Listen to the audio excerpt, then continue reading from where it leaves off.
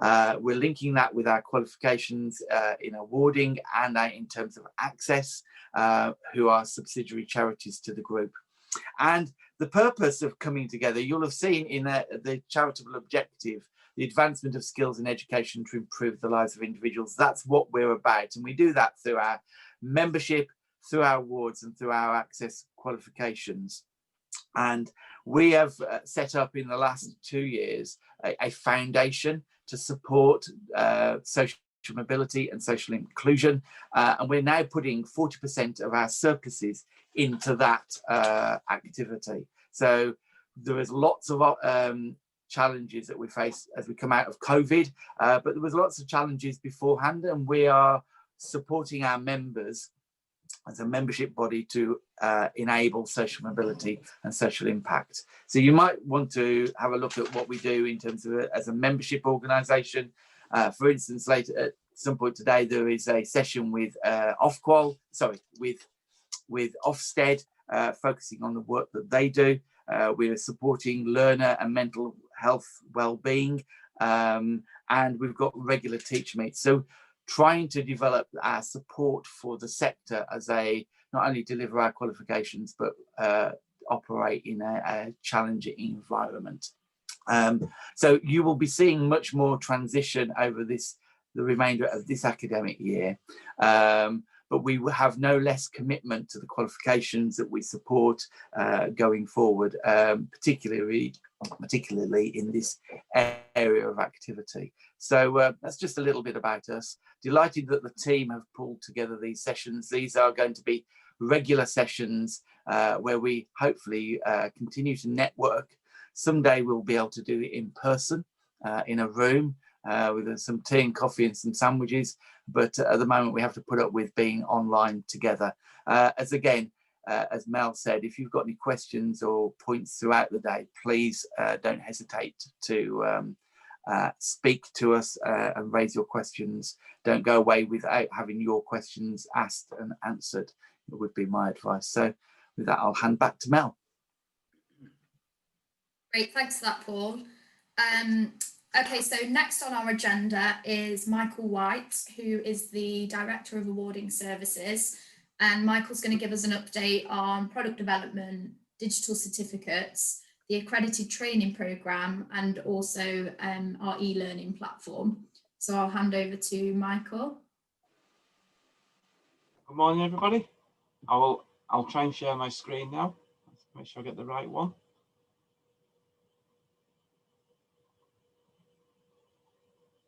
Can somebody just tell me if that's working? Can you just see the first slide? Yeah, thank you very much. Right, good morning. So I'm Michael White. I'm the Director of Awarding Services at Skills Education Group Awards. I look after the product development team, compliance team, access team, and the customer support team. So as Melody said, I'm going to sort of talk you through this morning some bit of information about the digital certificate platform for those that haven't seen it. A bit of an update on developments that we've done in the last 12 months, some developments that we've got coming up over the next 12 months, a brief bit around our new e-learning platform that will be launched very shortly, and then a bit of information around the accredited training programs. If I can get the next slide to work. Right. So I'll start with the digital certificate platform. So we started looking at a digital certificate platform last year with the intention of rolling one out sort of, roundabout this year. The pandemic sort of brought that forward a little bit. So we actually released the platform on the 20th of March, I think it was this year, which has actually enabled us to continue certificating all throughout the summer. The platform itself, there's access for you as a centre. The learners have got their individual access, and there's actually third-party access as well. So the slide there, you'll get these slides after all the events, and all the hyperlinks are there so you can access these. There's also on the website, when you go into the info hub and the 4 centres link, there's some documents there that you can download, some user guides for centres and for learners. So if we look at the centre portal, for those that may not have seen it already, within the centre portal, you can see all the jobs that we issue. So this is where you put a claim in on ORS for a qualification. The officers process that through, it goes through to the digital certificate platform, and it's then published through to you as a centre. You can then see those documents, and within your jobs issued tab, you can actually go in and notify the learners that they've got documents waiting for them. So they will get an email telling them they've got documents waiting. There's a hyperlink there for them to click. It gives them their enrolment number and links to instructions, so they actually know what to do and how to use the platform. You can also go in and view all the documents that the candidate can see. So within the records section, and I'll show you a video screen of this in a minute. But within the records section, you can search by candidate name, candidate details, cohort ID, award date, etc. And then you can actually bring up the digital certificate and have a look to see what the learner sees. You can bring up their transcript so you can see again what they see and the letter that they receive from us congratulating them on their achievement. All of those records will stay in that platform, so don't feel that you need to download stuff and print it and save it on your own servers and things. It will be there indefinitely, so you've always got an audit trail. You can also export the jobs issued if you want to.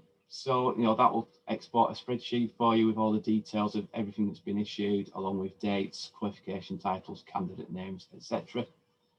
And there's the ability to export the certificates as PDFs if you want to keep a copy of those. They will actually export looking like the certificate would do before we print it. So one of the common questions I get is there's no logo on the certificates when we download them, and that's because the actual logo and Paul's signature is on the physical certificate itself. So on that particular view, you're getting what's printed on that certificate paper. The candidate sees the full e-certificate that's got all the logos on the signatures and everything. And you've also got the ability from the centre portal to go in and actually validate a certificate. So you can have a look at the certificate number at the bottom. You can put that in, you can click validate, and it'll tell you whether or not it's a valid certificate. So for those that haven't seen it, this is the centre view when you first log in. So across the top, we've got dashboard, jobs issued, which I've just been talking about, records, downloads, store. So the store element will be switching on probably beginning of the new year, and that will give you the ability to actually go in there and order replacement certificates for candidates. For those of you that have got a main organisation and individual sites, you'll also see when you log in a change site button. So up in the top right hand side. So this is where you can press that button and there'll be a drop down menu appear, and it'll show all your individual sites that you've got. So you can click onto the individual ones, because depending on which site you register your learners from will depend which site the results are published through to. So you may need to pick a different site to find the results that you're looking for. If you're also an admin at your own centre, that gives you the ability to add new users into your centre portal. So new members of staff, you can add yourselves without having to go through us. So you will also have another button on there that says users, and when you click on that, you get the option to actually go and create a new user. From a learner's perspective, when they log into their portal, they can view all of their digital documents within the Documents tab. They can choose to share their documents if they want to through the Connections tab. So, if they've got a prospective employer, for example, they may want to share their achievements with that employer, and they can decide which documents they want to share, who they want to share them with, and how long they want to share them for. So they can share them for a day, a week, a month, a year, 10 years, however long they want to. So they can do that with an employer, a prospective employer, college, university, etc. And as with the centre side, we'll be switching on the ability in the new year for the learners to actually log in and order replacement certificates through the platform. So the idea will be that we'll import all of the historic records that we've got as well, so that learners will be able to actually go in and order replacements from anything they've had pre-March 2020, as well as anything post March 2020. So a very similar view for the learners when they log in. So they've got the the dashboard, they've got documents, they've got the store, and they get the connections tab. And so the connections one is where they can go and invite a third party to view their documents. You've also up in the top right hand corner where you've got your name, got a little shopping basket, so there's anything that they've added in the store will appear in there. And when they click on the name, they can actually alter their profile, so they can update the profile with the details, new email addresses, etc., change the password, that type of stuff. Once they've logged in and they click on documents, they'll see any documents that are sat there. So you can see there, the example I put up is one of mine. I've got 3 individual documents there for 3 separate courses. So I can click to view the document. If I've got a problem with one of the documents, so it's not displaying properly, or I think the details are wrong on it, I can click the report button, and that will send a notification through to us. And then there's the order button there that, again, in the new year, that will work, and they'll be able to actually order a certificate based on whatever's in that particular job. So when you click on the view, what they'll see is a copy of their e-certificate. So this is just an example of what an e-certificate will look like. So one of the main differences you'll see between the e-certificate and the ordinary paper certificate is that this one's in landscape rather than portrait. So it's just to differentiate between the two. And you'll also see that it's got a watermark in the back there that says it's only valid as an electronic document. And the idea being that learners should really be sharing these online so that employers, schools, universities, etc., know that it is a valid certificate. In the bottom left-hand side of all the certificates, you'll also see a QR code. That QR code can be scanned, whether it's on a screen, whether it's printed in black and white, in colour. If you scan that QR code, it takes you to what's called a Smart Verify website, and that will tell you if the certificate is actually valid. It'll tell you when we issued it, and it will also then bring up an image of what that certificate should look like. So you can actually compare that with the certificate that you're seeing to see if any alterations have been made to it. So again, it's just some extra security. And the third party portal, again, looks very similar. So they've got a dashboard, they've got a store, and they've got the connections tab. So when they log in, if they go to connections, they've got an active tab and an inactive tab.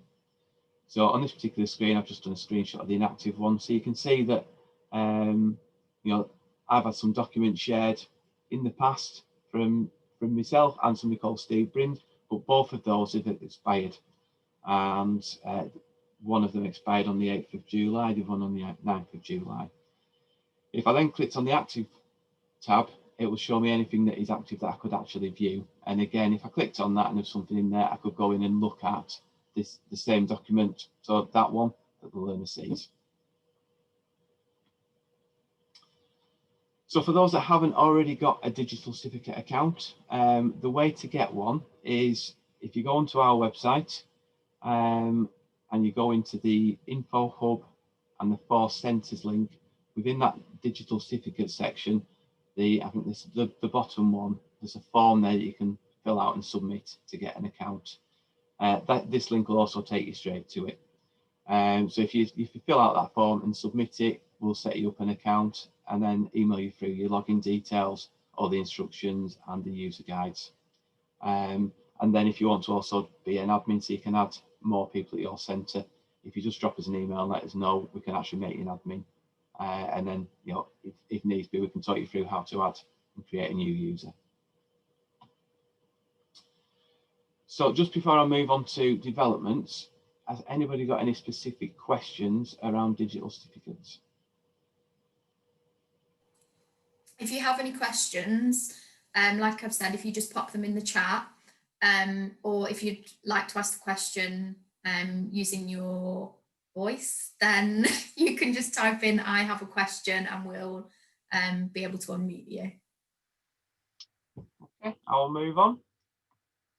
So quick product update. I'm not going to go into too much detail on this because I'll end up stealing some of Amy's thunder for her update. So in the last academic year, we actually released 24 new qualifications across 5 different sectors. And I've just included a bit of a snapshot of those there, but you know, some entry-level skills for employment quals, level 1 electric and hybrid vehicle awareness. We've done some redevelopment work on the full suite of welding fabrication qualifications. There's a new suite of youth work qualifications, and we reintroduced into the market the level 3 diploma in reflexology for wellbeing. So a reasonably busy year last year, albeit it was quite a short one with the pandemic. We also got approval to deliver 5 new endpoint assessments. All of these are within the fashion and textiles sector. Quite a bit of work goes on behind the scenes to get approval to be able to offer an endpoint assessment, and then even more work to actually get all the materials and things ready for them. So I think the team did a really good job on that. I've included a link there for the website, the endpoint assessment page. If anybody ever wants to look at that, just click on that and it'll take you straight to it.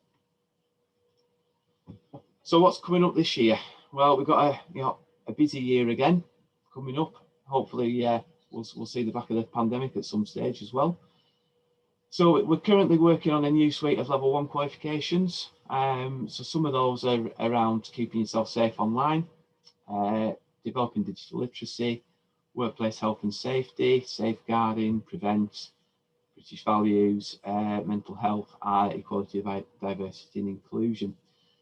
These are sort of short 10 to 15 hour qualifications, primarily used to support programs of study. And each one of those will come with some e-learning to support the delivery for the learners as well. We're also developing a suite of new level 2 electric propelled vehicle qualifications. There's a level 2 award and certificate for animal nursing assistants. So that one's currently in development and will hopefully be released the early part of next year. We've got the new level 2 certificate for equine hydrotherapy assistants, which I'm sure Amy's going to talk about in her update. We're working with a couple of organisations developing a level 1 award in understanding employability rights and preventing labour exploitation. Now, this particular one, the development will be finished by the end of this year, with the view of it being piloted in between January and March with approximately 1,200 learners across 10 to 12 centres, with an evaluation in March. And if that evaluation goes well, we'll be rolling out that qualification along with probably a level 2 and a level 3 follow-up in September next year. So that's quite an exciting one to look out for. And the last one on the list there is a level 1 award in alternative fuel vehicle awareness. We've also got some more apprenticeship standards that we'll be developing this year. Endpoint assessments, again, primarily at the moment in the fashion and textile sector, with an automotive one in there as well. But we are looking a bit further and a bit wider to see what else we might want to go into. And the animal care sector, could potentially be one of those as well. So that's it on the product update. I'll wait and see if there's any questions just for a minute. I've not seen any pop up in the chat. Yeah, Michael, no questions from what we can see. Just some nice comments from Barbara, mentioning that the level 2 certificate in equine hydro is leading to a very positive reaction in the equine industry. And yeah, and also that thanking you, very helpful around the certificates, and Barbara's learners are loving the electronic certificates. So. Marvellous, thank you very much. It's nice to get some positive feedback. Right, so e-learning platform. So we've invested in a new e-learning platform, which is in its final stages of testing at the moment. This has been a bit of a labour of love for the last few months. But this platform will give us the ability to be able to offer e-learning to support some of the qualifications, especially some of the newer ones that we're developing. It'll give us the ability to be able to offer an e-portfolio for new and existing qualifications where there's a need for it.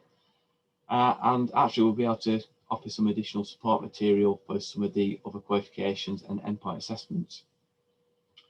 The platform itself will be accessible by centres, by tutors, IQAs and learners.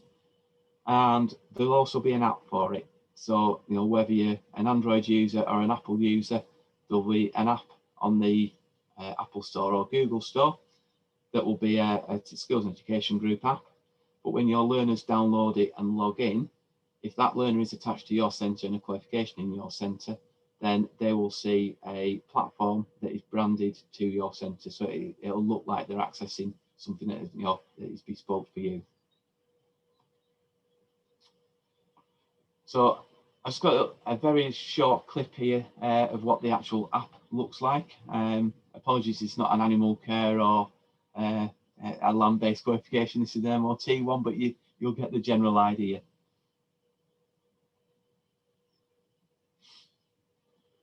So as they log in, there's a little video that runs in the background, just to make it a bit more interactive. They can click into the course that they want. They can scroll across all the various workbooks, select the workbook that they want to go into, so the bit of e-learning that they want to do. Nice and easy at the bottom, so you've got a previous and a next button, and it's literally click next screen, scroll up and down the screen with a finger on the phone. You can open up activities. So there's within the activities you can have multiple choice tests, questions, drag and drop questions, multiple response questions. You can get them to type text in, so whatever's really suitable for that particular qualification or that bit of e-learning. And then you can have it set depending on the types of questions, so that there needs to be some interaction from a tutor or there doesn't. So for example, if it's multiple choice, the system will mark it and give them a mark at the end. If it's something you're expecting to write a line of text in, then there'll be some tutor interaction at the end to actually feed back to learners on that text. So that's the app. If I go to the platform, get the screen up, that's it. So this is how it looks on a web browser. So this is again just another course, and this is the Keeping Self Safe Online one. So it's all the e-learning that we've got on there at the moment for that one. So if I just press play on this one, so when they log in, so this candidate's already gone into the workbook, so they get this very same screen, it's just obviously a bit wider. You can have videos embedded within there, you can have images, you can have questions, you can set activities. You can jump from chapter to chapter. So this particular one's got 33 chapters. They can jump to any bit they want to. In the top there, you've got a little scroll bar that will actually increase the text font size and reduce it again. And there's a little picture there of a head with speech coming out of it. If you click on that, the system will actually read every bit of text on the page out to the learner. Or if they just want to know what one word is, if they double click on one word, it'll just read that one word out to them. Videos, as you can see, they're really simple. They just click on the video and it'll just start playing. You click on it again and it'll stop.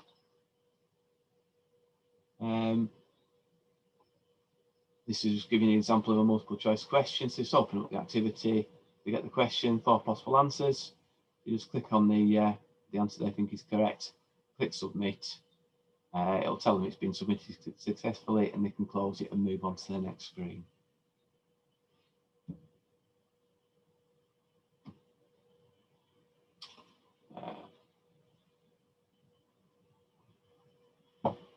So that's it really on the e-learning platform. You know, there'll be more when it's released, and we'll make sure there's some user guides and some nice little videos and things that we can use for marketing. My last piece before I'll shut up is just around accredited training programs. So we've released what's called ATP. So this is where, if as a centre you've got a training course that you deliver, and you know you'd like to have some joint certification with Skills and Education Group Awards in yourself, then you can submit that through the ATP programme. And as long as it meets the criteria for ATP, so the main bit is that it's got some form of a test outcome. So that can be a knowledge assessment, can be a practical assessment, professional discussion, professional interview, or a combination of any of those. And there's no mention of, you know, level 1, level 2, level 3 in the title or award certificate diploma. So we're not confusing it with a qualification. You know, we can approve that, and then when your learners go through that course and complete at the end, you can actually submit them on our system and claim a digital certificate for them, which will be dual branded with your logo and our logo on as well. And if you want any more information on that, I'm sure the relationship managers will be more than happy to give you an update on where we're at with that. And that's it for me, unless anybody's got any specific questions, but I will be here to the end if you want to ask them at the end. That's great. Thank you, Michael. We'll see if any questions pop in. I will stop sharing now. We've had a lovely message from Emily Shepherd, who said the e-learning platform looks great. Thank you very much. Okay, so if we don't have any questions, I will pass over to our Deputy Director of Awarding Services, who is Carl Stringer. Carl's going to give us a compliance update on the Extended Extraordinary Framework. I'll hand over to Carl.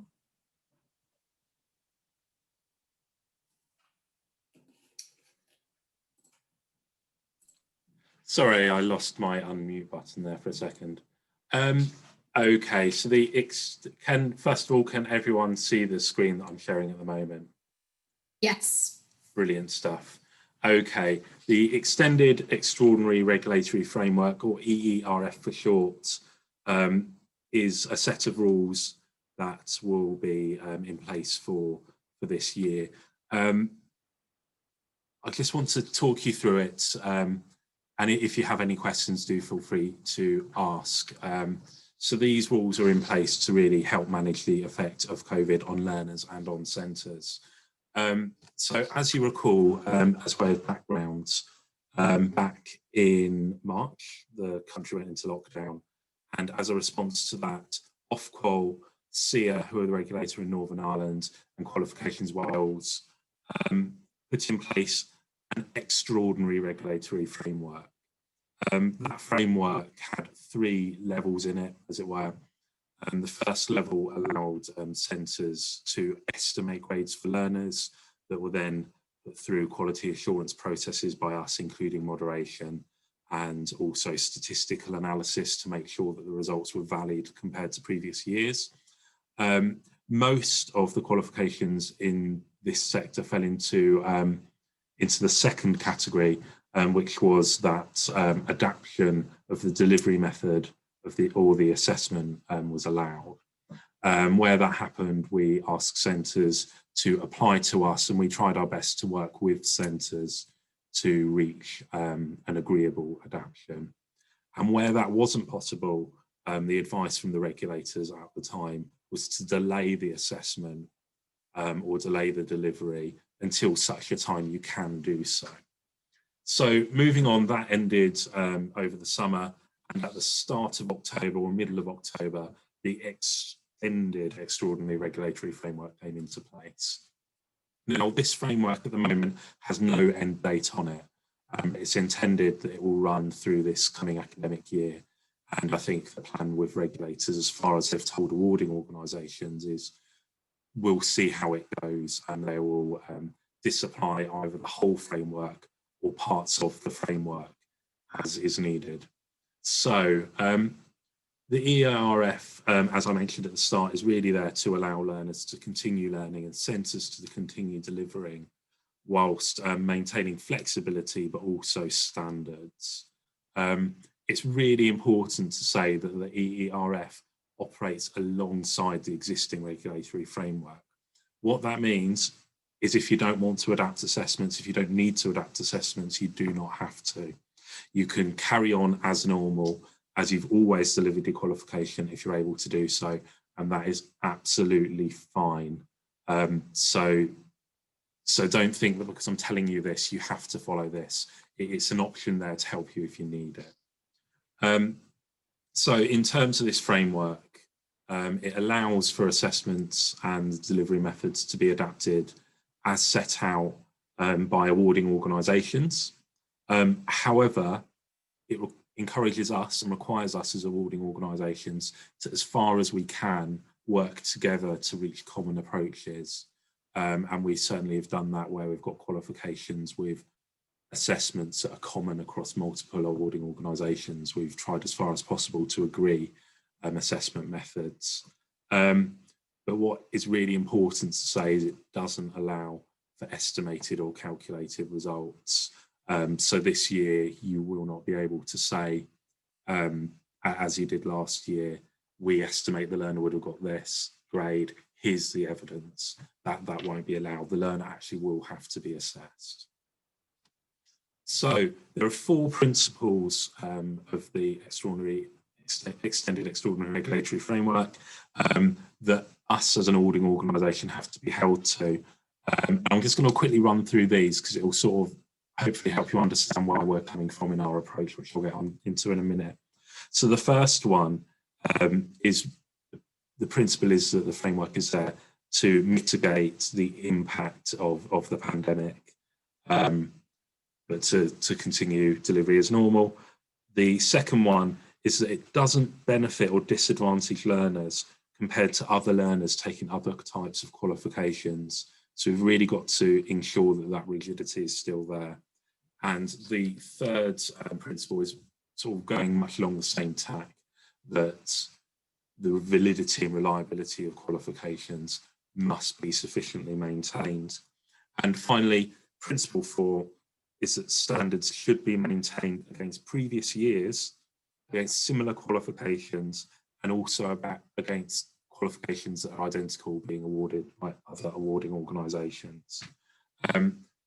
So hopefully that explains a bit of background. So coming on to our approach, what we have done is we've put on every qualification page on the website qualification specific advice regarding the EERF. So if you go on to, and this is a French qualification for an example, if you go to Skills and Education Group Awards.co.uk, you can see, I'm not sure if you can see my mouse on the screen, but towards the bottom of the page, there's this section, Adaptations, Delivery and Assessments under the EERF. So that is where you'll find information. If it's not there, give me a shout, give a member of the team a shout, and I'll ensure that it gets uploaded as soon as possible. We've got over 300 qualifications. We've gone through each page one by one, so it should be there. In terms of our approach, we'll be allowing centres, as they did for most animal care, land-based and environmental sector qualifications over the summer, to come to us and say, we would like to vary our assessment in this way. We'd like to do something different in this way. We'll consider that, and then we'll come back to you with a response. Where the response is no, we'll always explain why, and we'll try and work with you to come to some kind of point that works for you. But the 3 really underpinning things that we'll be looking for is all assessment criteria must be met in full.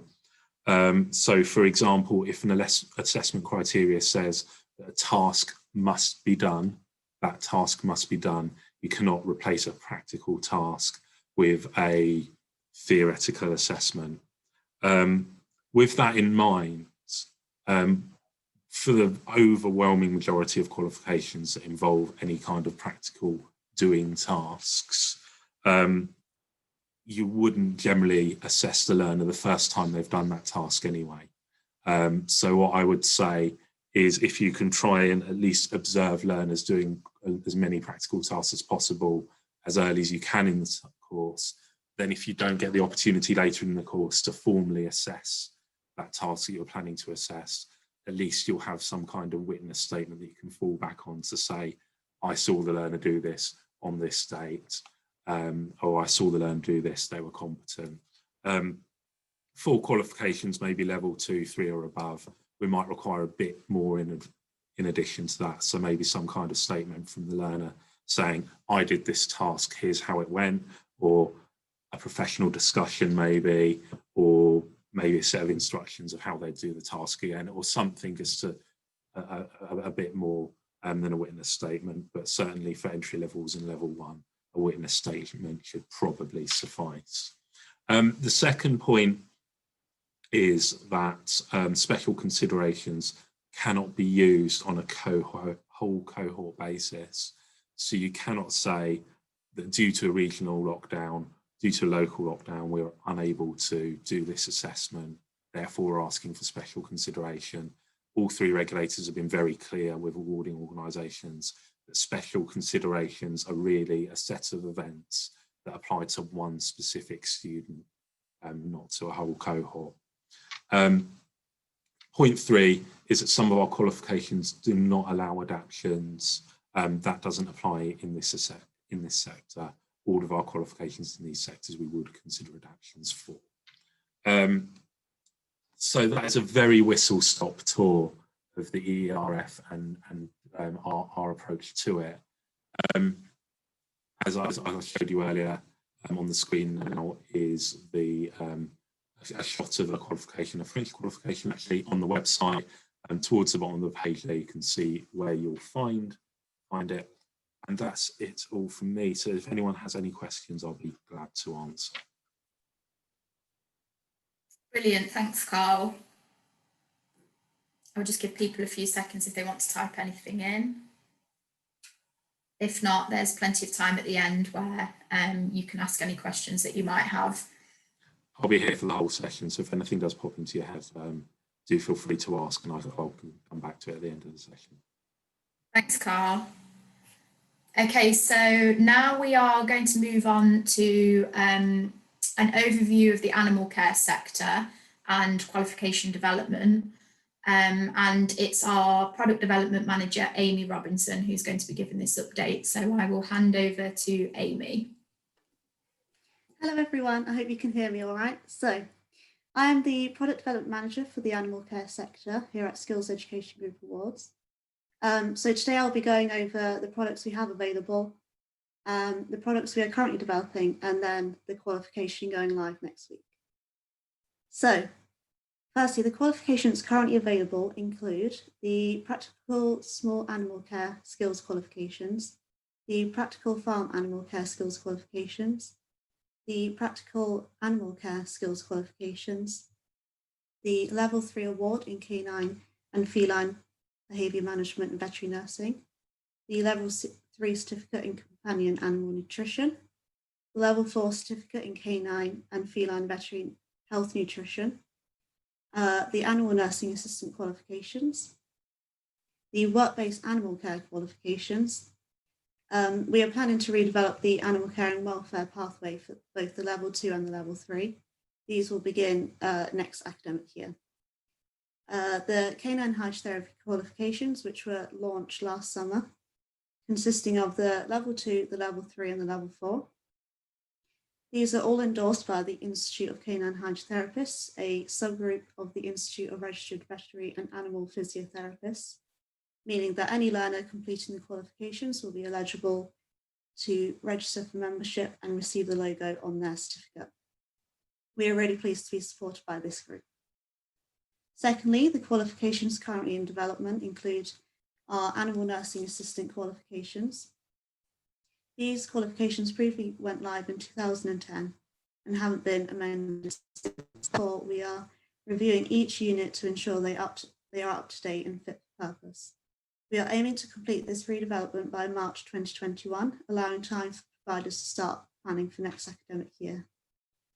Lastly, I am pleased to announce that the new Level 2 certificate for equine hydrotherapy assistance is live for registrations the 1st December. This has been developed due to demand from the industry, who were keen for a regulated qualification. After working closely with industry throughout the development of our canine hydrotherapy qualifications, we were then approached to develop the equine hydrotherapy. This qualification is endorsed by the Institute of Equine Hydrotherapists, also a subgroup of the Institute of Registered Veterinary and Animal Physiotherapists. This subgroup has just been launched, so we're really pleased to be supported by them. That was a very brief overview from me, but if you have any questions, please let me know. Thanks, Amy. That was great, really useful. If you have any questions for Amy, just pop them in the chat. And again, if something pops to your mind throughout the event, there is the Q&A session at the end that you can ask questions in. Thanks, Amy. Okay, so now we're going to move over to one of our guest speaker slots. So Darren Campini from Leeds City College is up next. So Darren is a programme manager for the School of Land and Animal Sciences. His job is to make sure that students are able to achieve their best and progress to meaningful employment or higher level courses. The department is 2 years old and plans to continue working with ABC/SEG to provide Leeds City College students and young people in Leeds with even more animal care opportunities over the coming years. Darren has worked in education for close to 15 years. He has worked with a variety of awarding bodies and has taught entry level up to degree level learners. So I will hand over to you, Darren.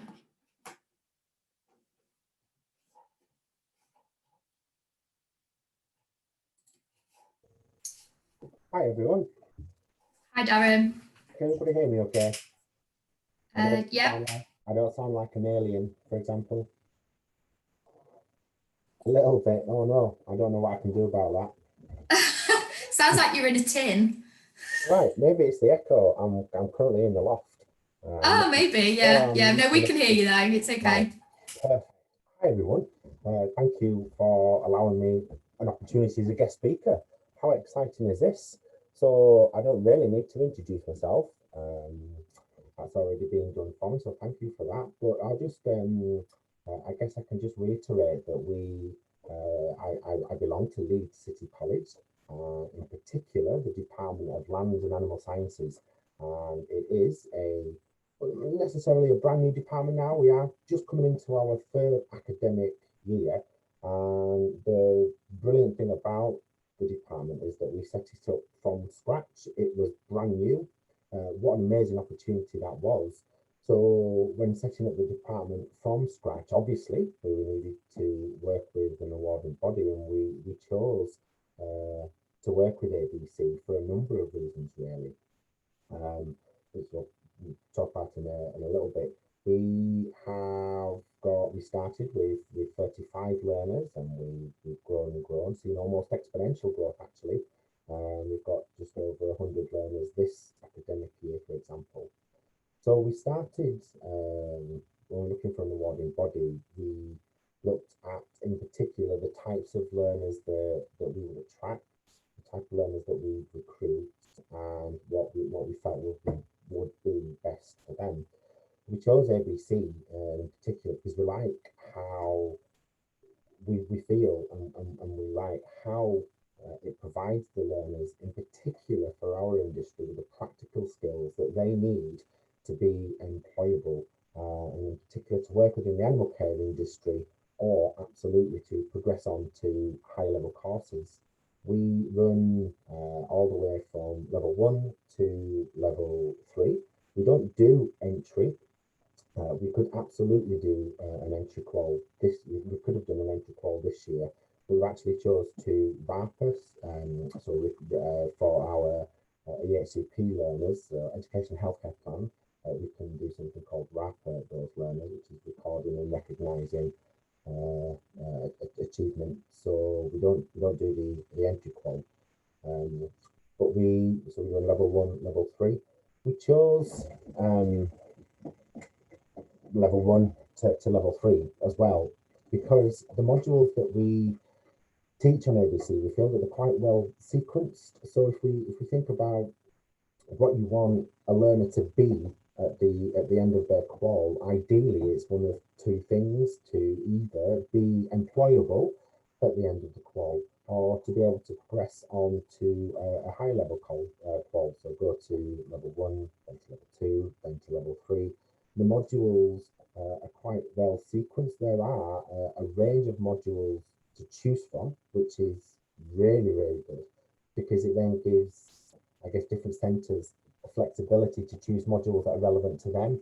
Similarly, within the academic years, if you have a cohort of learners that have a very particular interest in certain animals, the modules will allow you to be flexible enough to change the modules that you teach. The qualification itself, I feel, makes the learners very well rounded at the end of the course. So for example, and I can only speak for animal care, I've got no experience in the calls that you've talked about, such as motor vehicle, MOT and things like that, not a clue. But within animal care, and I assume it's exactly the same for the other quals, at the end of the qual, and this is whichever qual it is that they're doing, whichever qual it is, the learners are able to do the things that is needed, such as they can handle an animal, clean an animal, maintain its accommodation, carry out a health check, they can feed. What more does an employer want? So another reason that we chose ABC was the guided learning hours that you have to get the learners through the qual is great. And what that means is, yes, the learners absolutely, for conditions of funding, have to complete a number of guided learning hours. But what ABC's allowed us to do is put things on the timetable that we wouldn't have been able to do with other awarding bodies. So, for example, let's pretend that there's no COVID and timetables are normal. So this time last year we had the vocational side of the course, and we had then time on the timetable to teach the learners the skills and the knowledge that they need that isn't on a spec. So things like employability skills, skill development, digital curation, and of course things that are mandatory, such as tutorials and group tutorials. So that then helps, we feel, enhance not only the qualification, but of course the learner experience. The animal ABC quals, while for the animal, of course, they don't provide learners with the opportunity to progress on to university. They don't come with any UCAS points, so that can arguably be seen as a negative. For that, you'd have to choose some of the technical diplomas.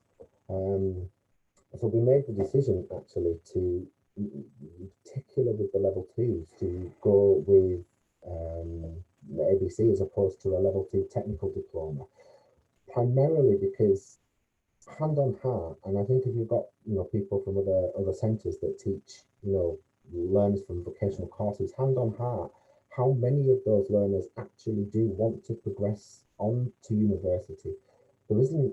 It isn't a significant proportion of the learners. The majority of learners, in particular, that come to study with us and in other centres that I've worked at, all they want to do is work with animals, and ABC allows the learners to do that. It gives them the practical skills that they need to do that. If we chose a technical diploma, a level 2 or level 3, for example, then it's much more theory based, so much more theory based than the technical diplomas.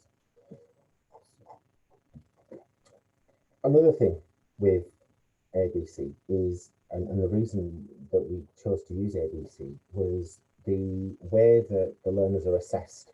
This is absolutely fantastic, in particular from my point of view as program manager for the department, but then from the teacher's point of view, from a instructor technician's point of view, from an LSA, a learner support assistant's point of view, the qualifications, these assessments, within the qualifications actually allow the learners the opportunity to achieve the qual. Now, yes, absolutely, of course, the learners still have to put the work in, but what it means is that the way that the learners can be assessed. So if I give you an example, so it's very, very, very, very practical, and that's fantastic. That's what our learners want. They want that practical experience. We teach the learners a practical skill. Let's say it's handling, carrying out a health check, feeding an animal. We teach them that skill.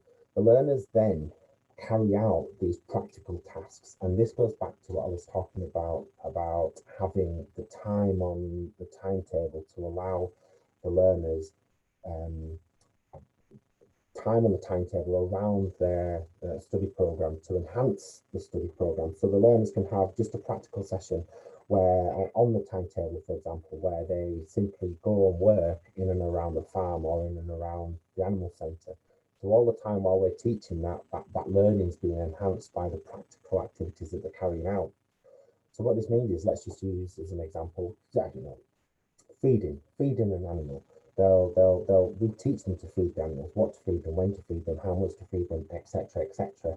We then, the learners then carry out that skill several dozen times throughout the academic year. We've then seen the evidence that they've carried out that practical skill. So when it comes to actually doing their assessed practical, the learners are obviously very confident in being able to carry it out, but they've seen they look fluid when they're carrying it out. There's no awkwardness there. They look very natural when they're carrying out the practical skills. We also found we didn't know this, of course, before we set the quality. We also found the quality assurance process very, very supportive. In particular, the relationships with the EVs we found. So we've had contact with 2 EVs over the last 2 academic years, and both times it's been very, very supportive. So there are, of course, to talk to anybody in centres, it's quite nerve-wracking, the EV visit, because ultimately you don't know that you've done the right thing until the very end, ultimately, of course. So it can be quite nerve-wracking, but the relationship with the EV has been very positive in the support, the advice and the guidance that we've given, not just at the end, but then towards the end of the academic year, but throughout the academic year as well. We, for example, you do everything online. All our work is online. Everything is an electronic portfolio. Leeds City College uses Google. It's actually a Google reference college, so we use G Suite for education. So everything is on Google Classroom, Google Drive. Everything is digital, which of course helped us massively given the current situation. So one thing that we were perhaps nervous about was signatures, actual written signatures on a piece of paper with a pen. For example, we were able to talk to the EV about that as an example. So I've also been asked to talk about the challenges that we've faced and how do we overcome them. So in particular, when we set up the department, we are a small department. We're a satellite site. We're based at Temple Newsom Home Farm in Leeds. Because we're a small isolated site, we're not afforded the infrastructure that comes with a college campus of 2,000, 3,000 students, and being supported through ABC helped us with that massively. One of the challenges that we face, just like every other FE college, every other school, every other organisation that has anything to do with teaching young people, one of the big issues that we have is with attendance, and in particular attendance around the learners not attending college because of things like anxiety and mental health issues. Now this causes a bit of a problem because the course is so practical. Quite simply, if the learners aren't there to attend, they can't learn the skills. If they can't learn the skills, they can't pass the assessments. But because of the way that we've been able to structure the timetable, when learners don't attend lessons, and in particular, I don't just mean learners that don't come in because it's cold outside or learners that wake up and can't be bothered coming in. I mean learners that have real issues, that real barriers to learning that absolutely prevent them from attending. Because of the way we've been able to structure the timetable, and in particular, because we've been able to put things on their timetable such as the practical sessions, the skill development sessions, the employability sessions. It allows us the opportunity to catch up, to really catch up those learners that have missed. That makes them feel obviously a lot better. So when it does come time to assess the learners, those learners are absolutely prepared for the assessment. It helps massively, of course, with their mental health. We also, one of the challenges that we faced is that, and this is probably a centre specific challenge for us, is because everything's digital, the learners have complete autonomy over their portfolio. And what we found is that there's quite a lack in digital skills with the learners. Very simple things such as just using G Suite for education, for example, which really helped with the learners' digital curation of learning. And of course, Ofsted absolutely love that. Another challenge that we have with the learners is that the courses that we run, they are only pass or fail. So again, if any centres know, as soon as the learners know that something is a pass or a fail, that's it. They will do what they need to pass. Not on them all, of course. And we found it sometimes challenging to really stretch and really push and really challenge the learners to actually, yes, you can achieve a pass, but you can achieve, if you work hard, etc., etc. You can do a fantastic piece of work. You can do a fantastic practical task and achieve a fantastic pass. So what we've done is we've called the course a Pass Plus course. So what we do is, yes, while the learners pass the assessment, for example, we differentiated how well they've passed the assessment by making it either they pass the Pass Plus, or a Pass Star. So I guess to put that into context, that would be your passes, your merits, and your distinctions, for example. And what we've really found is that that's helped with getting the learners to try much harder than they would, because they are only humans at the end of the day. They try much harder than they would just to get a pass. It's also helped us when setting minimum target grades. Again, Ofsted will be all over this like a rash. So when the learners ask what's your minimum target grade, they don't just say a pass, because of course it's a pass or fail course. The learners will say it's a pass plus, it's a Pass Star, for example. We also have had some difficulties around timetabling because it's so practical, and we are only a small centre. We have a small animal centre, and yes, we do have access to a farm as well, but because it's practical, in particular, what we would have had this year if we hadn't have had COVID is issues around congestion in the animal centre, that we just had to make sure that timetables were very strategic.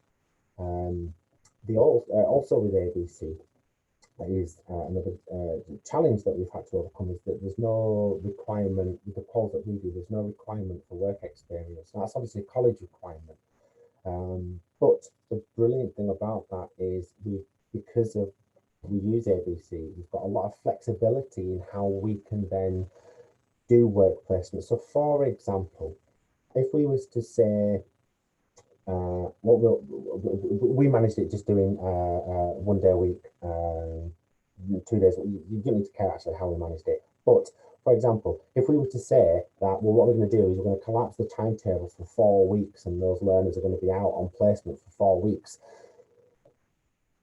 Some centres that are doing perhaps technical diplomas might get a bit nervous about that and think, my goodness, how are we going to manage with missing 4 weeks from the timetable? We haven't got the time, we've got too much to get through. The brilliant thing about ABC is the time that it is, in particular, again, with the guided learning hours, it gives the learners the opportunity to not only get the skills that they need from to pass the course, of course. It not only gives them, it allows us then to put things on the timetable, employability, skill development, well-being, etc. But we can also then include work placement on the timetable. So the very last thing, very quickly, I'm very aware I'm running out of time, is just some learner journey and learner achievements. A brilliant thing, again, that we feel, because the course is so practical, learners that come in that are not academic, and if we can have an honest statement, some learners are not academic, they're practical. Absolutely. Those learners that have come from school with poor GCSEs, they feel very low self-esteem, etc. They can come to us and really, really excel in practical tasks.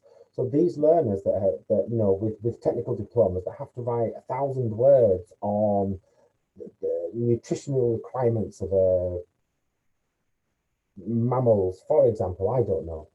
They come to us. They demonstrate the practical skill. They talk to us about the work that they're doing. So we get a lot of flexibility in how the learners are assessed, as long as the learners are able to, you know, absolutely meet the assessment criteria.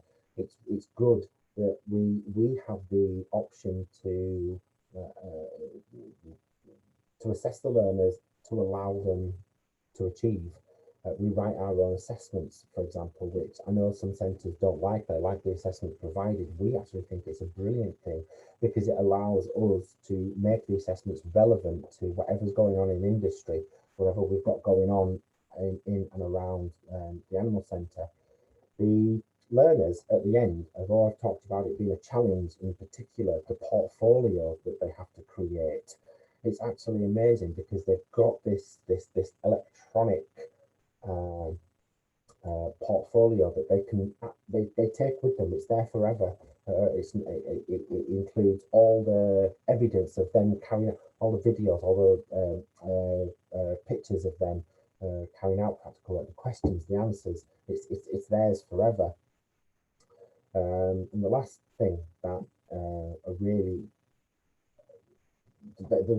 helps the learner journey and helps the learners achieve is like I touched upon before, is when you've got learners that have very genuine reasons for not attending,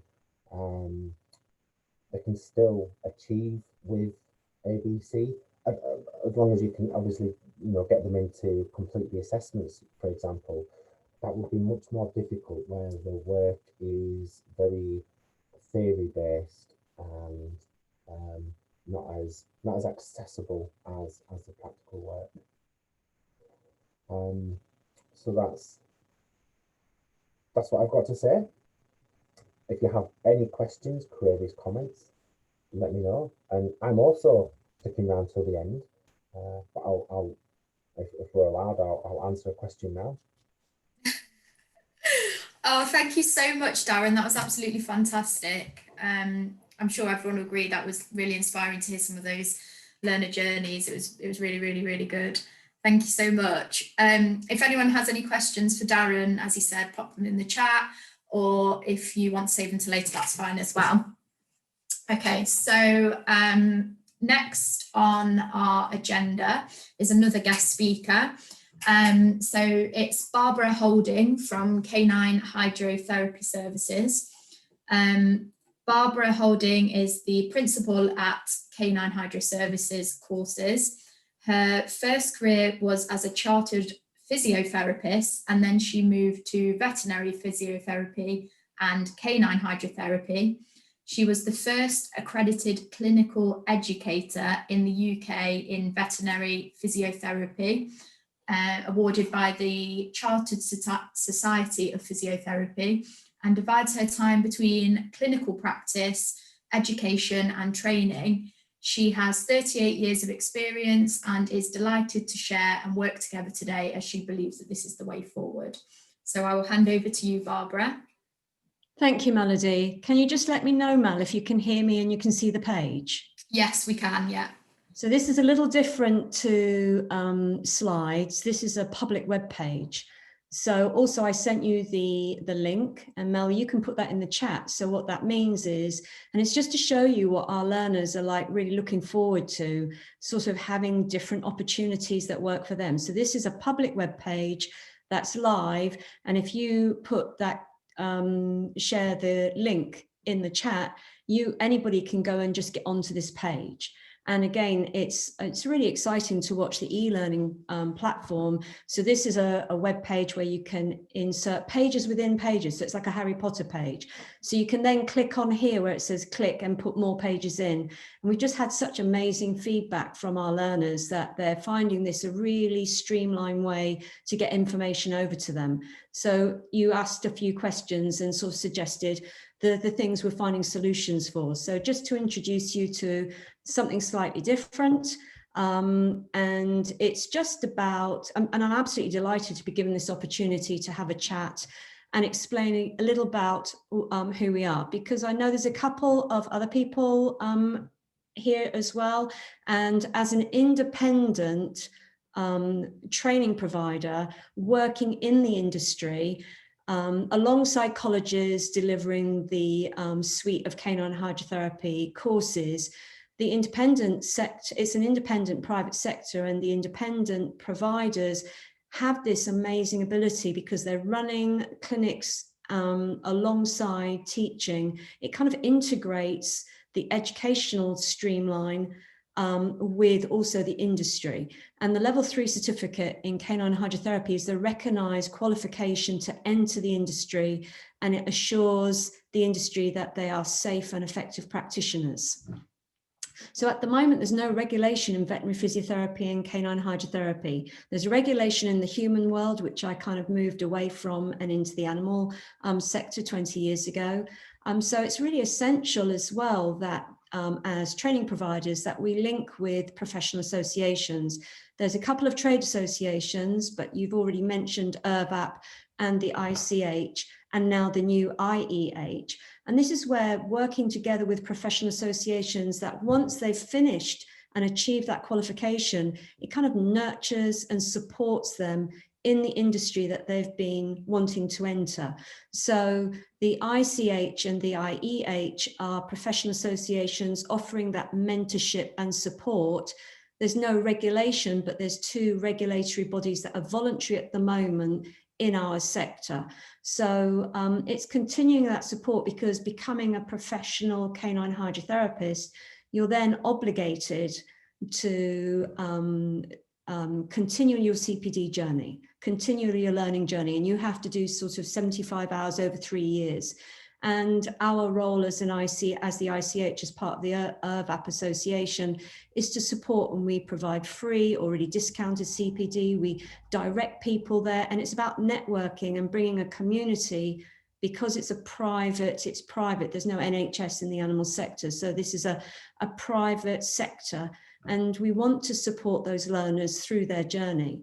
And the other very exciting thing about working with ABC is that they have developed a suite. So you've got people who can enter at level 3, and if they wish to progress, they've got the level 4. So there is a progression, and those who, as Darren was saying, coming maybe where they need to have a taster and introduced to some key skills, they've now got the level 2. So this suite streamlines and gives people opportunities, because they're choosing this career for their lifetime. And Anne and Sue Hawkins, I know you're watching. If there's anything I'm missing here, please do jump in and put it in the chat. So we have a practice ethos as professionals working in the animal care sector. If you enter into therapy, we identify a practice ethos, and what that does, it's our reference and compass point to help us understand how to progress. So people coming in and going through the ABC Awards suite, or choosing one of the different courses, so there's lots of choice as well now, and then they can go and choose their different providers. So you've got your independent centres, and you've also got colleges. So there's bound to be something out there for everyone, which is brilliant to give people so many choices. So Mel, you asked me a few questions. You said, how does the qualification work for us and our learners? So our key success is really listening to the learners and working with them and understanding what they need. They need something innovative and flexible to fit around their lives. So we have people coming in of all ages, and some are complete career change, and other people are in the industry but want to kind of expand it laterally and add this qualification into their current portfolio. So it's a really wide group of learners that are coming to us. So we need that flexibility to meet each person's requirements. And there's a huge hands-on experience needed because, as Darren said, this is a doing career. So we have a practical training, and each different provider can have that flexibility to work out what they want to offer. But this practical experience is so important for them to deliver safe practice, but we need that underpinned with the relevant knowledge. And so being able to have a suite of qualifications and being able to have the opportunities to create the ways we deliver it and also the way we assess it gives each of the providers in this sector such a choice, as well as giving the learners a choice to go to where it fits best for them, as well as geographically. So our process begins with an interview, because what we find is a lot of people in the industry, sorry, I just moved, it's a web page, so I move it around, it's not slides. So it's really interesting listening to each learner's requirements, because we have such a diverse group of population coming from all walks of life. So we have an interview process to start off with, and that's all about identifying their particular needs, which can be really different to each person. And I think like Darren said, the guided learning hours are superb because it really identifies if they're coming in at the level 3, which is the industry recognized qualification, so they should be ready to practice at the end of that. It's 300 hours plus. So for some people, maybe that's not what they're looking for, and they're not realizing the amount of study for that qualification, so they need to look at the level 2. And for other people who've been in the industry a long time, they've now got the level 4 where they can then advance and progress some of their skills if they wish to. So having a suite of qualifications has definitely, it's definitely inspired the industry to look at the levels that they're working at and how we're going forward. So we've got an amazing online platform, and I was really excited to hear about the e-learning platform, because the one thing with practical-based courses is so many learners say that they visually learn and also doing hands-on. So our amazing online platform works seamlessly with the tech. And I think this year's been such a challenge for providers, because if you've got a practical face-to-face course, the challenges of how to deliver those elements are really key. And we've used a lot of new tech to bring it to the doorstep, as well as having some face-to-face training where they're hands-on and supported in real time. So Mel, you talked about the challenges and solutions, because there's been a lot of challenges this year, particularly. And for us in this industry, in this sector, it's really understanding the diverse experience and needs of each learner. So they're all coming, and the career changes, they can come into the industry, and at the end of this course, they can go into the industry. But what's fascinating is that the kind of common denominator for the successful learner isn't necessarily all their other qualifications. It's their passion to enter this sector and their passion to drive hard through with support through their experience. Because we've got some career change learners who are leading practice when you've got other people who've gone through the level 3 that may have other veterinary qualifications. So it's very much that passion and desire and opportunity. And the ICH and IRVAP are essential to give these people a community as a reference point and to support that development. So our solution for that is really interviewing them and understanding each learner's needs. It's about the website information that each of the different independent sectors are giving out there. So they've got that appropriate information to be able to make the best choice for themselves. We have open office hours access through both K9HS courses, but also through IRVAP and the ICH. And that has proved to be an amazing facility where they can book a call and have that face-to-face video call, which really reassures the learners and gives them support to make their choices. And then we've got recommendation systems. So we've built our K9HS courses basically on recommendations. So we don't actually advertise, it's word and mouth, because it's a very niche, small sector. The next challenge is really, how do we devise the best fit for each learner?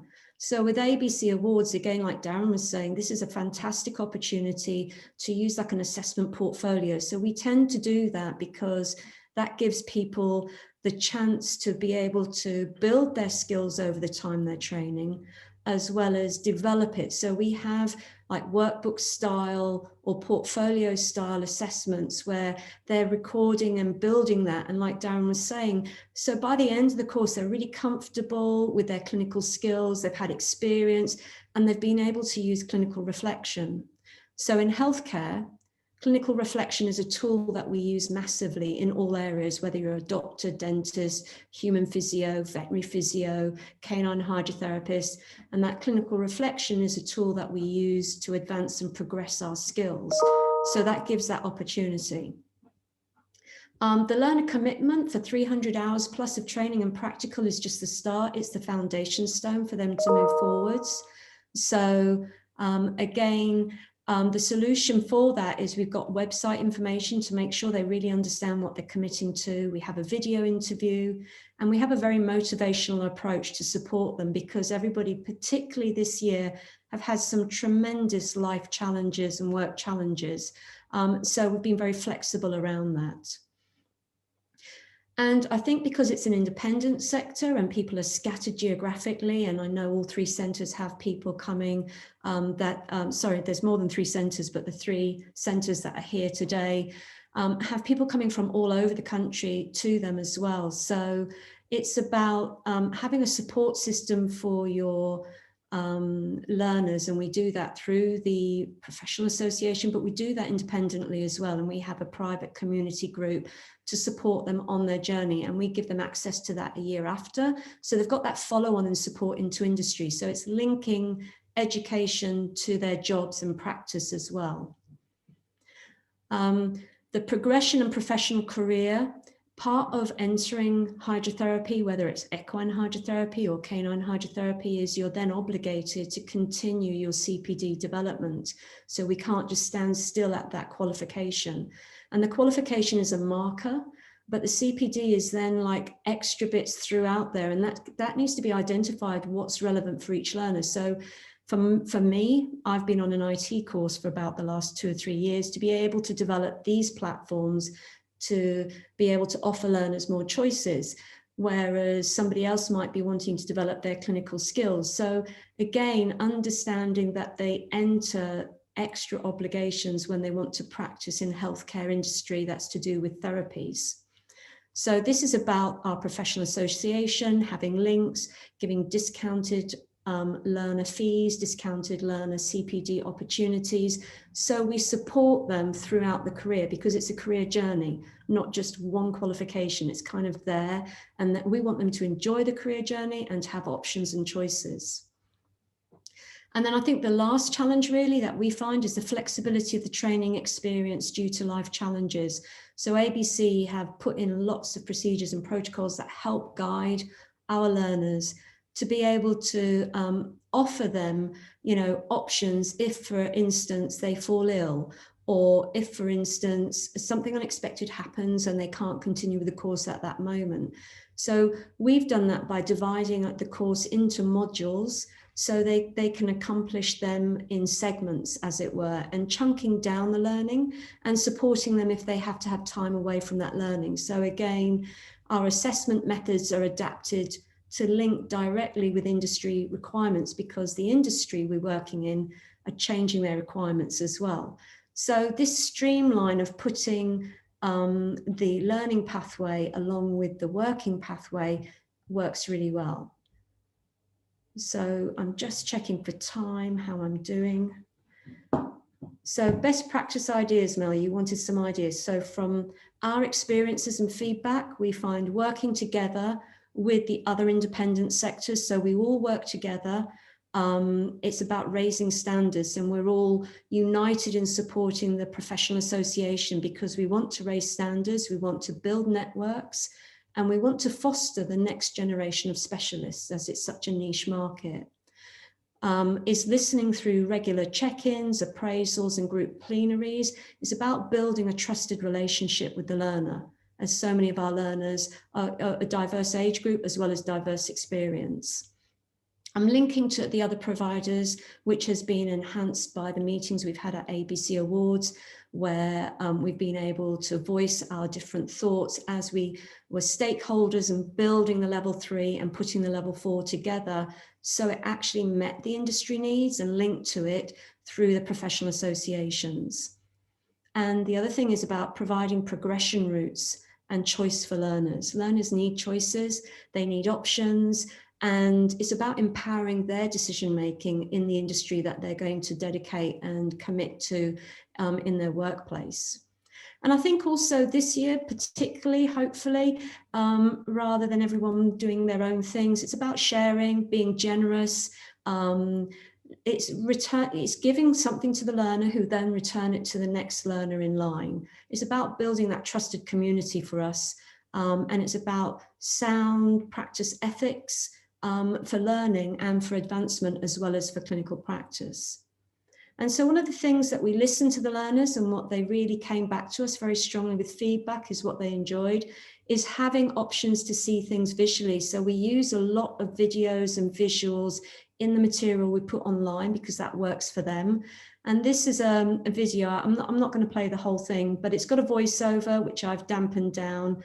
But again, it's just giving them information, and the voiceover actually then gives them, it's like an instructional video manual. It gives them information of what the different techniques are, what they're looking at, explaining the different touch. That's a therapeutic touch rather than just a general animal touch. So a lot of them may have done courses in general animal handling. It is insightful for them to understand this is a 16-and-a-half-year-old Westie, needs a completely different approach to a young fit dog, and understanding how to map those clinical skills that they've had opportunities to practice and develop on their courses into the industry. So again, these instructional canine technical videos are explaining things which they then get a chance to practice face-to-face with support. And these are videos they can go back hundreds of times and use as a very powerful reference point as well. So just moving that up. So what we do know, if they want to be successful in a career, a successful therapy service is about building on good listening skills. And I feel in education, we need that. We need to be proactive and listen to the feedback from our learners, from our other approved centres and competitors who we work really closely together. We want business longevity because we are producing the next generation of therapists. It's about trusted connections with owners. It's about building effective communication with the dogs in our care, because there is nothing usual about going into water with a dog. And it's about leading to confidence and trust in the services, but also in the educational route. And I feel that's what ABC has sort of brought to us through their dedication over the last 11, 12 years of building this suite of courses for us. So again, it's about establishing and reaffirming a practice ethos, and it's also about choosing a learning journey which embraces that ethical ethos. And I believe that's what ABC Awards have done with their providers, and they keep listening to us and they keep building and advancing, and hopefully we can move from the level 4 to another level as well, because the industry would support that. I hope that's been useful. I've actually opened my page, so I'm just going to go back. So I can't quite, hang on a minute. Stop sharing there. There we go. Perfect. Thank you so much, Barbara. That was absolutely fantastic. If anyone has any questions for Barbara, please again pop them in the chat. And if you think of anything later, we can answer it in the Q&A as well. Thank you again. Oh, we have a message from Nigel who said, Barbara, excellent and very insightful update. Thank you very much. Okay, so next on the agenda is an overview of the land-based sector and qualification development. And it is our qualification development manager, Darren Lake, who's going to be providing this update for you. So I will hand over to Darren. Thanks, Mel. Just want to make sure that everybody can hear me okay. Couple of thumbs up, thank you. Once again, good morning, everyone, and welcome to the Zoom session, which I think you'll all agree thus far has been excellent and very informative. I'll be familiar to some of the attendees on the on the session today, but for those of you that don't know me, as Mel said there, my name's Darren Lake. I'm the product development manager for everything pretty much land-based, which includes, as you'll know, arboriculture, forestry, environment conservation, and also horticulture. I've been with the organisation approximately 2 years now, but I've been working in the education sector since 2002. In terms of an update, there's not too much information that I'm able to share with you today, other than a general overview of some of the current products and also where we are in terms of reviews and possible redevelopments. At the moment, I'm in the process of reviewing the entire arboriculture suite along with the forestry qualifications, with the intent of seeking approval to have these extended by a further 12 months, taking into account obviously the current landscape and the uncertainty surrounding the ongoing pandemic. The qualifications that are currently under review, just for a bit of an insight for you, are the level 2 certificate in forestry, the level 2 cert in ARB, along with the level 4 award and certificate in arboriculture, award certificate diploma, sorry, but also the level 6 certificate and diploma in arboriculture are under review as we speak. Although these qualifications don't have an external review date until 31st of August 2021, but as with most awarded organisations, the general rule of thumb is to have these reviewed internally well in advance of this date, thus ensuring that we can give our approved centres insight of our intentions relating to either an extension, whether it's a redevelopment that we're considering, or a complete withdrawal based on industry sector needs, or whether the qual is no longer fit for purpose. I would envisage that the review is completed and communications will be issued to all centres and added onto the website no later than December the 18th, which will give those approved providers out there the opportunity to start planning for future cohorts of learners that they may well have already penciled in with in terms of start dates, etc.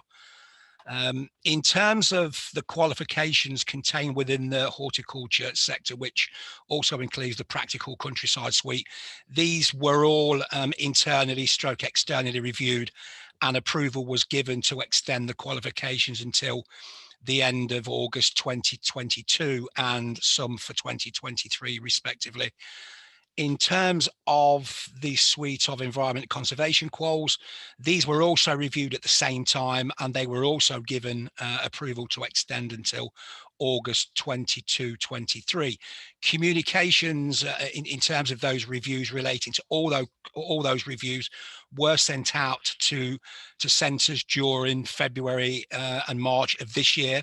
But if any of you, for whatever reason, have not received them comms, then I did drop my email address into the chat function earlier. So please do come back to me if you want copies of those.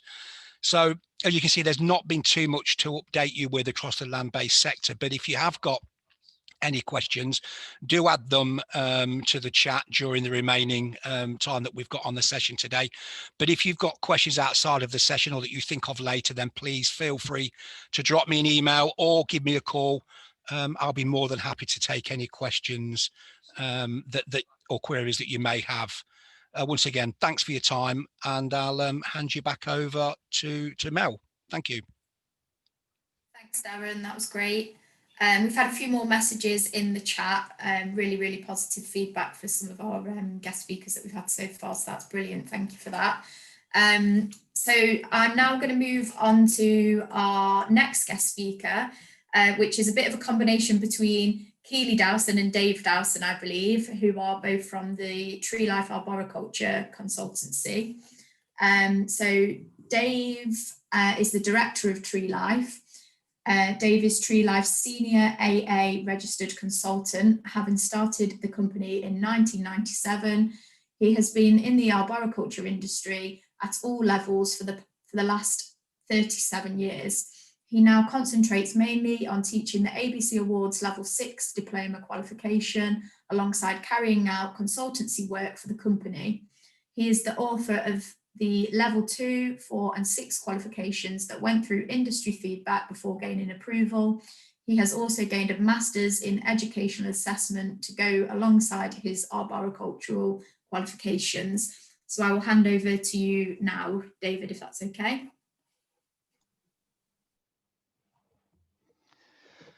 Hello, everybody.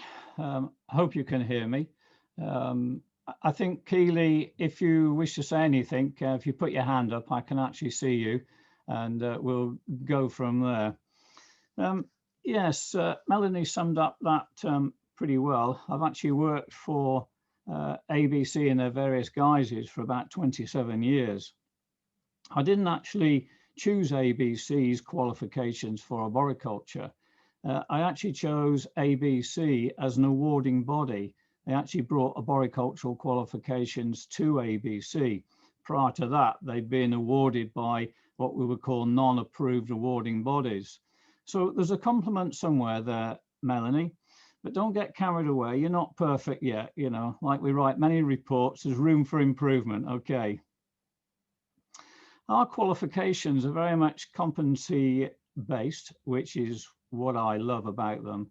You know, the AC says the learner will be able to, and that is fantastic for our practitioners because they're all people working in industry, they're all employed, and they need a clear progression route through to chartership, which is available in arboriculture with the Institute of Chartered Foresters.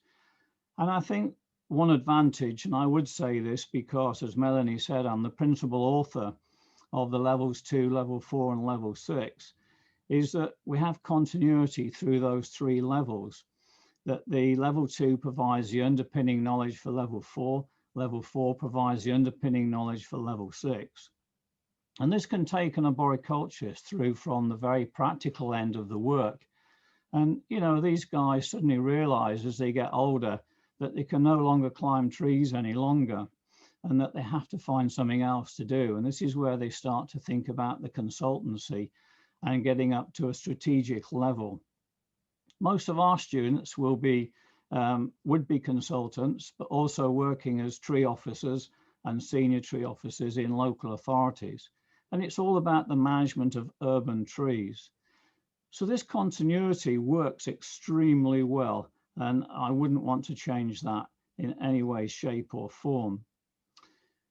The 100% pass markers, somebody said earlier, you know, having to meet the ACs in full is arduous. There is no two ways about that. And particularly at level 6 diploma. I think Melanie, you can correct me, but I think we're the only industry actually running at level 6 with ABC. I don't know that anybody else does. I will have a quick check while you carry on. Yeah, it is arduous for anyone that's contemplating getting above level 4 diplomas. You know, what we found particularly is that the assessment work is arduous. And once you're through it, though, that the students are just made within the industry, and the portfolio that they build up is just a fantastic reference material for work.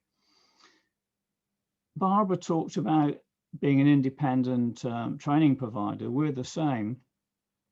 And I think one of the great advantages that we both have is that we work in the industry. We are consultants as well. So what we teach is what we do for real. And I think that gives real credibility for the students that are joining us. They will go away with 100% of the information that they can utilize in the industry. And I think that is something that's really appreciated by them. We have faced challenges over the years, there's no doubts about that. And I've alluded to one of those already. And this is the challenge of assessment and the time that it takes. And one of the things that we've really had to teach our students is that when they're not meeting the ACs at 100%, this is not a failure. It's just that they haven't met the standard. Now, you've all heard that term before. But what we're saying to them is, look, this is a change in framework. There's no longer final examinations. This is a great way to learn.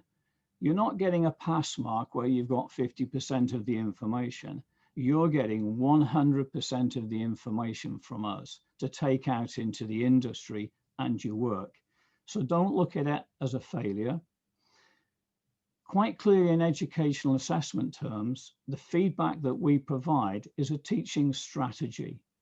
And so we have to teach them a little bit that this is the case, that you are learning a lot more, if you like, by making mistakes, not quite completing the ACs at 100%. And this means the information will stick with you. And for me, that is just so much a better system than final examinations. I don't think the framework in totality is totally right. A little bit of a mixture would be good.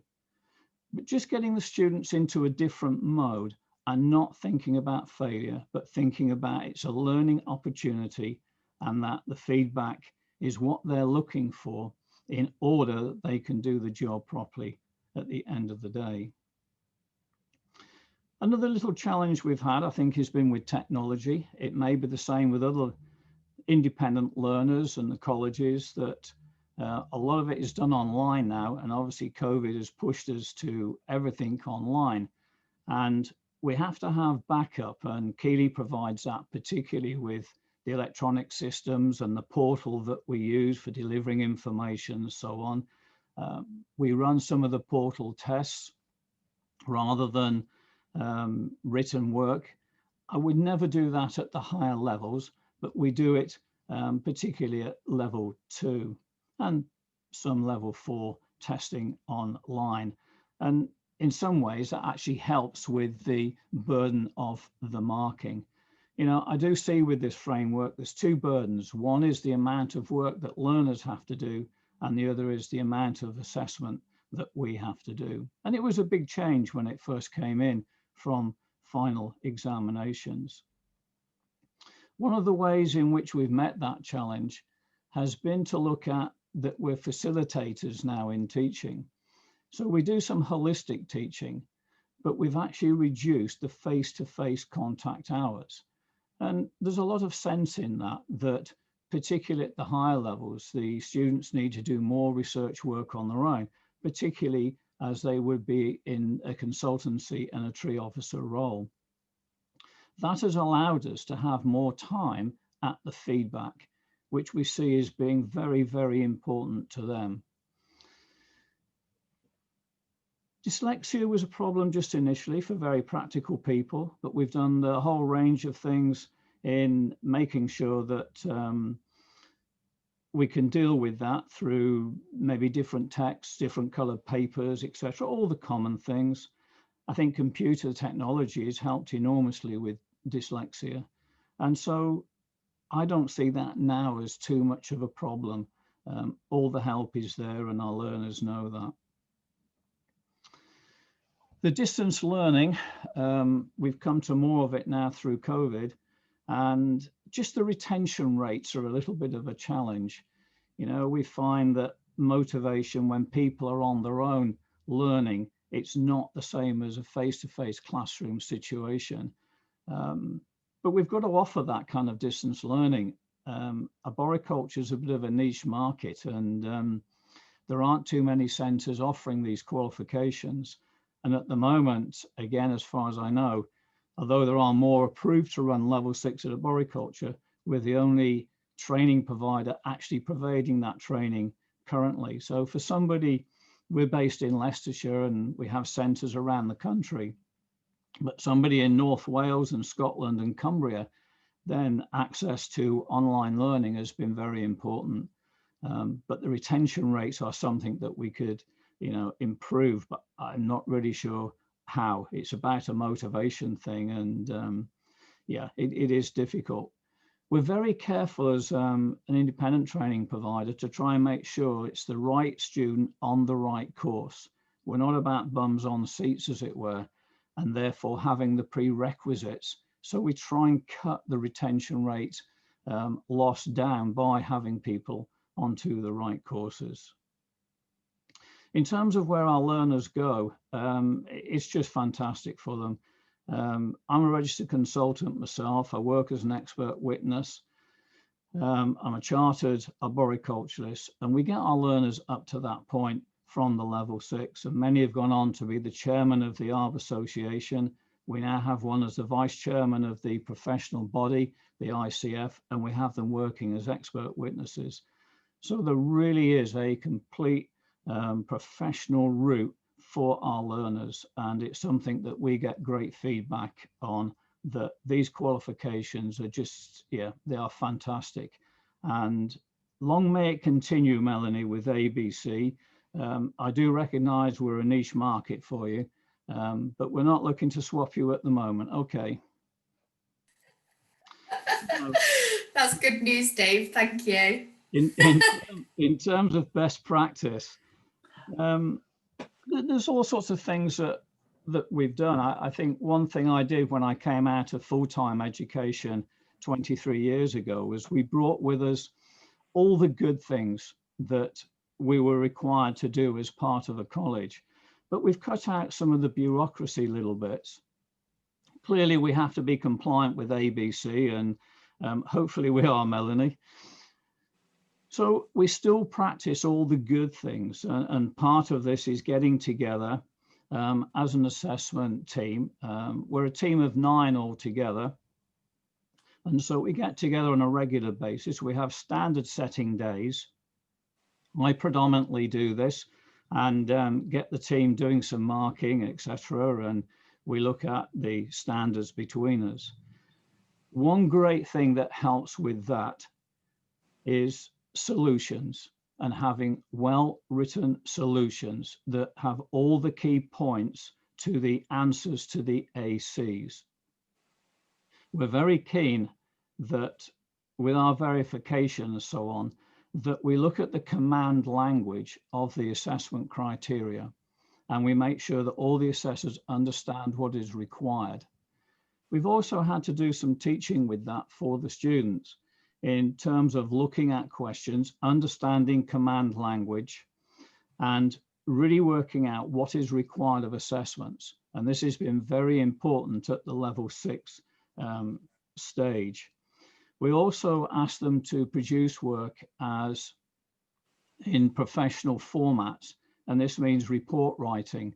Therefore, we've had to do additional teaching looking at this, thinking these are very practical guys, again, coming out of the industry, and they've an awful lot to learn in that way. And we look at the formats, we look at the English, etc. You know, if you're going on to produce these reports that could end up in a court case situation, it's very important that we do that teaching as well. So all this is part of our solutions. It's all part of the standard setting days that we do. The other thing I think that's very important to us and the credibility is the CPD requirements of our professional memberships. And again, all of us are members of our professional bodies, and we have these CPD requirements that we have to meet each year. We're members of the professional bodies because that's where the credibility is again. We try and offer all modes of keeping in contact with our students as well. We've never been 9 to 5. We're operating now particularly with Zoom, but always with WhatsApp and the text and emails. We run tutorials. We run them outside of hours for students. We recognize that they're working at weekends and so on. And if we can answer a question quickly, that's exactly what we do. You know, we have those choices not to answer if we don't want to. So we're available pretty well all the time. But I have said to them, don't ring us on Christmas Day. For plenty of years, I was working with ABC as an examiner, assessor. I've been the lead moderator, technical expert, and external moderator for ABC. And I think that has been a very worthwhile thing because it gave us an insight into how everything functions. And I've always attended ABC days that they've had and joining this session and so on. I think it's very important that we understand what really is required from the awarding body. And I think at times, if there was one thing, and I see Paul face on my screen, more communication with us would be fantastic, I think. And the availability maybe to ask more questions at times would be great. But I know you guys are busy and you have a lot to do, and especially in these times. So that would be one thing. And, you know, getting maybe industry sectors together. I think Barbara spoke about how they're working together with all the organizations. And from my point of view, and having been a lead moderator, that was something I tried to get everyone to do. And that really needs to continue. You know, it's not about all of us and being in competition with everyone else. It's about an industry working together for the best of the students.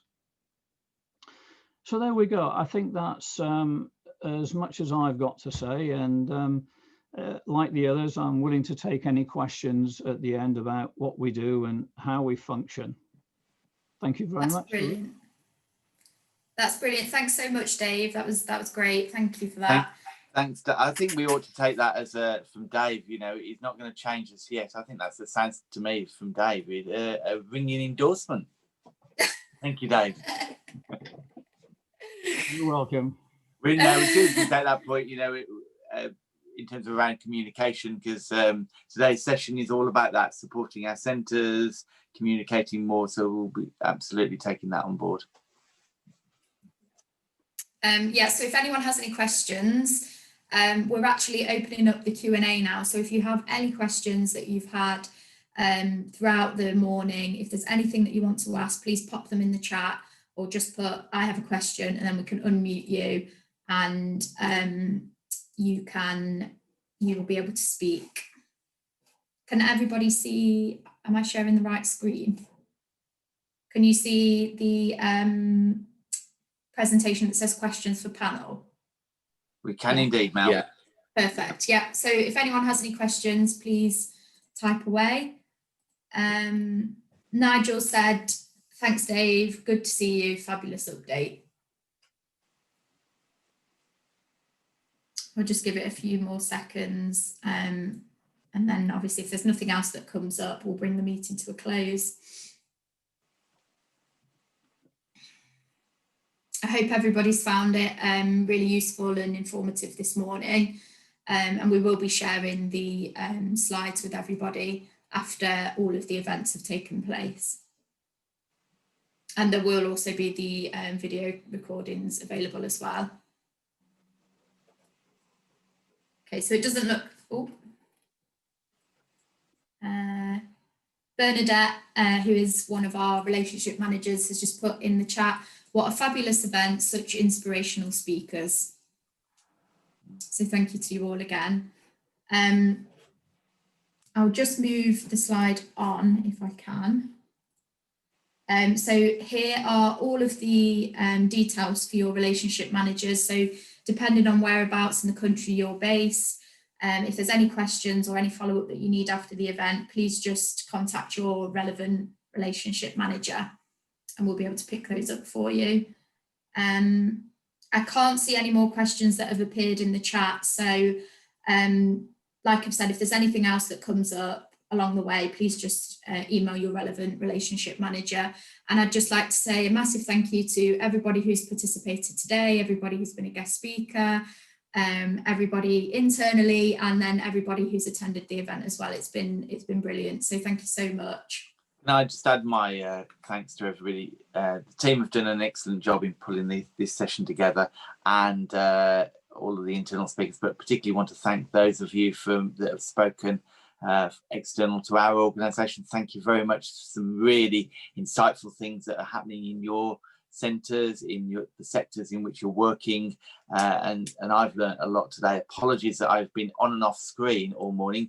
I've had all of my internet things go down, and my various other things have been going on, so my email fell apart. So but I have heard most of what's been said, and it's been a really inspirational morning. So thank you. For me, it confirms that we need to be doing more of these throughout the coming weeks and months. Thank you. Mel, back to you. Yeah, I'll bring the meeting to a close then. Thank you very much, everybody. Thank you. Thank you. Thanks, Mel.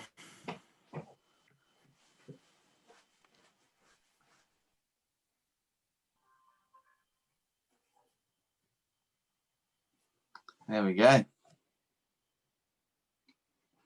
So I have stopped recording. There's a red line through mine here, but I can see at the top it still says recording. So it does.